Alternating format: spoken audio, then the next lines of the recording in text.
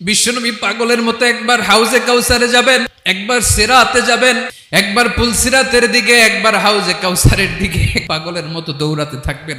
তার কোনো গুনাহগার উম্মত যাতে জাহান্নামে ঢুকে না যায়। কিয়ামতের ময়দানে ওই বিভীষিকাময় সময়ে মুসিবতের কালে মানুষগুলো পাগল হয়ে বিশ্বনবীকে খুঁজতে আরম্ভ করবে।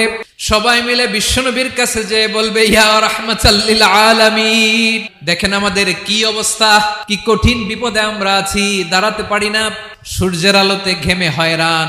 বিশ্বনবী মাকামে মাহমুদে যে আল্লাহু আকবার বলে সিজদায় লুটিয়ে পড়বেন, বিশ্বনবী এমন ভাবে অজর দ্বারায় সিজদায় লুটিয়ে পড়ে কাঁদবেন, রব্বুল আলামিনের রহমতের দরিয়ায় জোশ লেগে যাবে।